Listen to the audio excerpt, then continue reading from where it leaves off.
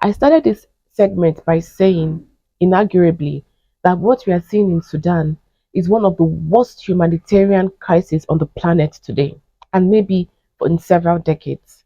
Now, one of the painful why this is really painful is that Sudan has grappled with endless decades of conflict and violence. And what we are seeing right now is a accumulation of everything. So this week, over 100 women in Sudan. Some reports are saying 130, some 150, but I can say that it's over 100. Over 100 women in Sudan committed mass suicide to avoid being sexually assaulted by the RSF. This is 2024. And it's really painful because all these things are going on in Sudan, and it's not, it doesn't make the front page of prominent publications in the world today, which is why I've always said on this show that we in Africa staying out of conflict and avoiding wars at all costs is one of the best things that we can do, because when we start killing each other, the world doesn't bat an eye. We have history filled with this kind of a thing. We saw what happened in Rwanda. We saw what happened in Nigeria with the Nigeria Biafra civil war. We are seeing it right now in Sudan. We are seeing it in the Democratic Republic of Congo. Things like this happen in Africa, and the world doesn't bat an eye. We just saw that over 100 women decided to die, to take their own lives, to avoid being sexually assaulted. And when I was researching for this story, many news publications didn't carry it. It's really painful. This we are right now. This whole thing, the current crisis in Sudan, began in April of 2023. Where of course it's over a year now. We're in the second year, and we are not seeing any end in sight. We don't know when, like, there are no signs to show, okay, this thing is going to end anytime soon, because all the peace talks that they've been having with even United States has been involved to try to help the situation, to no avail. We've seen it in Kenya. Everyone is getting involved to no avail. The two warring parties, nobody wants to come into any form of concessions. So what is the repercussion?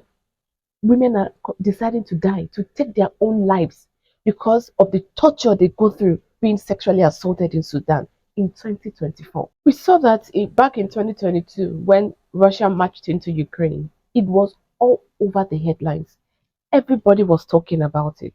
A lot of people were condemning Russia. It was even we in Africa, that Russia, Ukraine, Europe, everything is thousands of miles away from us. We're still part of the conversations. They asked us to vote in the United Nations. So it was a major global news. Moves were made diplomatically on the international stage to see how we can end this. In the United Nations, several times, there were votes were brought in to condemn Russia's actions. We also see what's going on between Israel and the Palestinians. There have been mass condemnations of Hamas, yes, of Israel. All these things we are seeing it. In the United Nations, there have been votes and votes and votes on the matter. In fact, what's going on in Palestine and Israel, it's the major news in today's world. It's even one of the things that are going to determine the course of the US elections taking place a few days from now. It's based on when I'm recording this video. But what's going on in Sudan is like it's out of the consciousness of the whole world, which is why I've said on this show several times. And it's one of the things I want us to work towards by next year. We need to begin to build strong media institutions in Africa if we want the African voice, if we want the African challenges and the African prosperity, if we want our narrative to be top in the hearts of Africans, we need to take control of our own media institutions. We have weak media institutions. That is why many of you, probably this is your first time of hearing it. Some of you who even live on the continent, this is probably your first time of hearing it. That over 100 women chose to die because they knew they were going to be sexually assaulted by the RSF in Sudan. This in October 2024. It's sad. It's very sad. So let's not forget Sudan. As we are clamoring for Ukraine, and rightly so, as we are clamoring for Palestine, and rightly so, let Sudan not skip our minds. Because if Africans remove our minds from what is going on in Sudan, because the whole world doesn't remember, the whole world has forgotten. We're in the second year now, and the whole world has forgotten. No one will speak for Africa other than Africans. No one will be more committed to the growth and development of Africa other than the Africans, because we live here. Our children go to our schools. This is where we call home. So if you're expecting CNN or BBC or RT or CGTN or any media institutions outside of here to carry the cost of Africa on their head to make it their agenda, we are making a very big mistake. We're making a very big mistake. Several months ago, I told you of a poll conducted by Al Jazeera on YouTube because I watch a lot of Al Jazeera broadcast on YouTube. Several months ago, Al Jazeera did a poll asking in the poll they were asking that which area do they want do the audience, the viewers of Al Jazeera on YouTube want more news on? They said America, they said Middle East, they said Europe, they said Asia. Four options. Africa was missing. Four options on Al Jazeera asking their audience where they want more news story from for Al Jazeera to report. Four options were given. Africa was missing. A big media station, media institution like Al Jazeera forgot Africa. So don't think that some outsiders will come and help us. No, that is why, like I said before, many of you didn't even know that this thing just happened in Sudan, where women chose death on a mass scale, over 100 of them. Some reports say 150, some say 130, but we can say over 100 of them chose death because of what the RSF was going to do, sexually assault them. Should we talk about the level of destruction that Sudan has seen in almost 2 years of war? The infrastructure. Several times you will see reports that the RSF is burning farms. The hunger, the famine, the displacement. Tens of millions of Sudanese have been displaced, both internally and those who have left the country. They have been displaced because of this war. Nobody is talking about it. Nobody is talking about it. Disease. There's outbreak of cholera. All form of disease has affected and destroyed Sudan because of the state that people have to live in as a result of the war.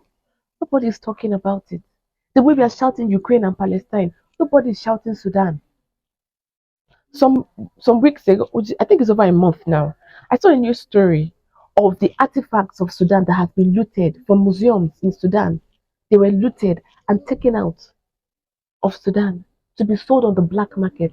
Historical pieces, part of the history and the culture of the Sudanese. Remember that Sudan is an ancient civilization.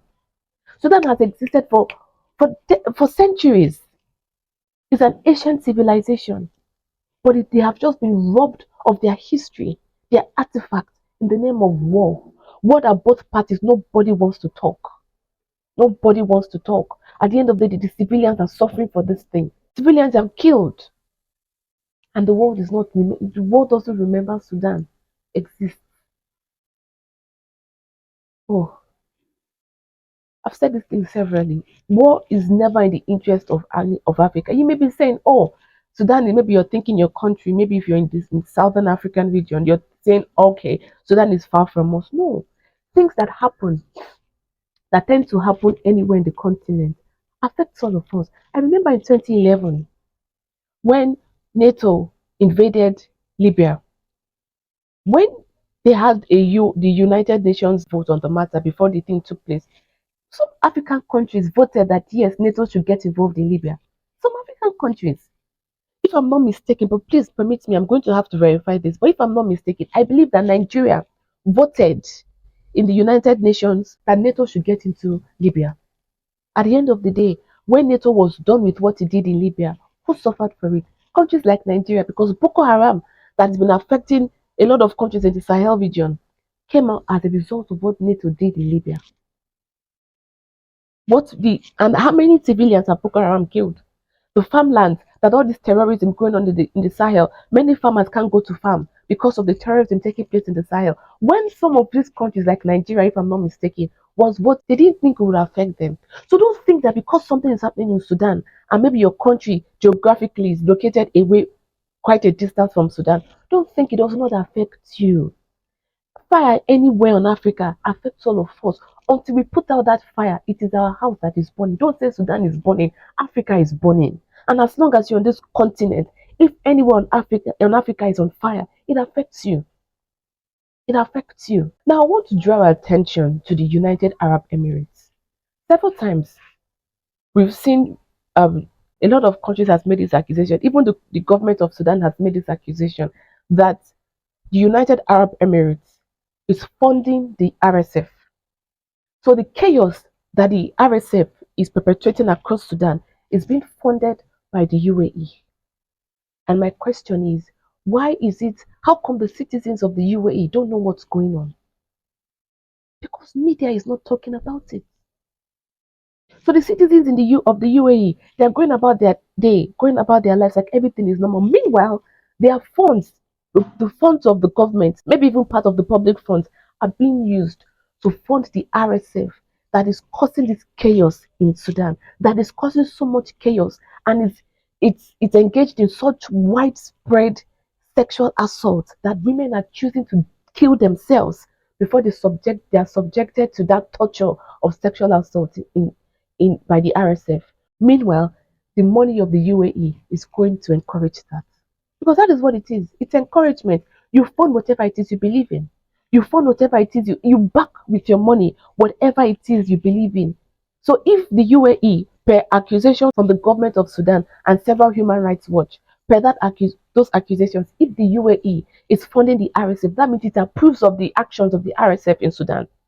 Yet there is no uproar, there is no protest by the citizens of the UAE based on what their government is doing in Sudan because nobody is talking about it. So the citizens of the UAE know that their money is going to fund an organization that is engaged in mass sexual assaults of young girls and women in Sudan.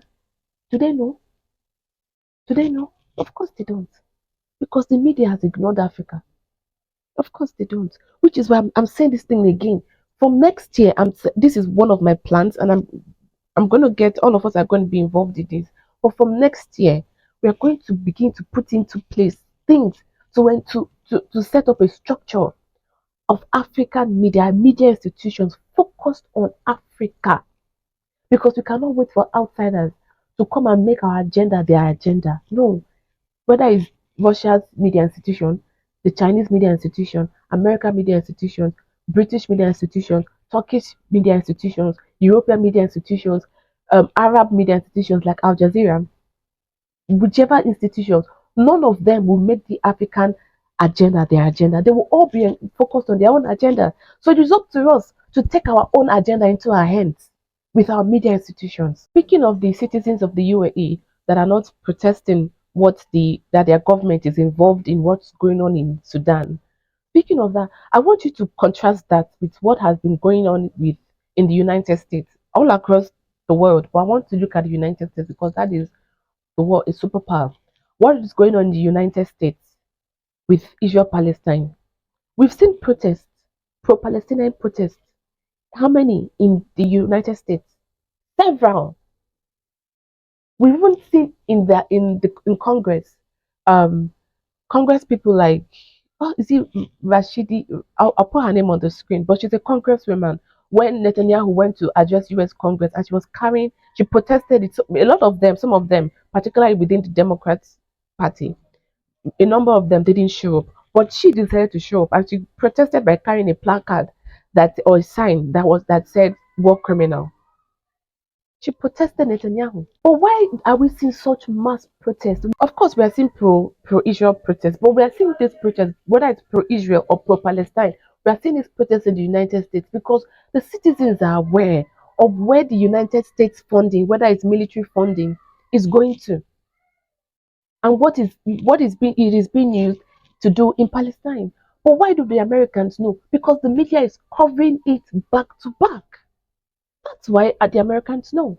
So the UAE, the citizens don't know that of the atrocities their government has been accused of funding in Sudan because nobody's talking about it. They said out of sight, out of mind. Sudan is out of sight of the international community. So things like this can go on and nobody's batting an eyelid. Nobody's batting an eyelid. We saw last year South Africa took Israel to the ICC on grounds of genocide. Who is going to take the UAE and the RSF to the ICC on grounds of such human rights violations in Sudan? Who will do it for them? Who will do it for the women in Sudan? Who will give them hope so they don't need to commit suicide in fear of being sexually assaulted? Even several of them that have been sexually assaulted have even committed suicide because of the trauma they experienced from such inhumane actions. Who? Sometimes there've been reports of sexual assault. Oh God, often. Oh my God. There've been reports of sexual assault on minors by the RSF. Who will take these people to the ICC? Who will take them to the ICC? Because the this is one of the worst cases of human rights violations in the world today, and maybe even in decades. This we are looking at it right here. And what is even painful for these people in Sudan is that you don't even know when help will come. You don't know if help will come. So some of them is rather than wait for a hope that may not even be there, they decide to take their own lives. This is very sad.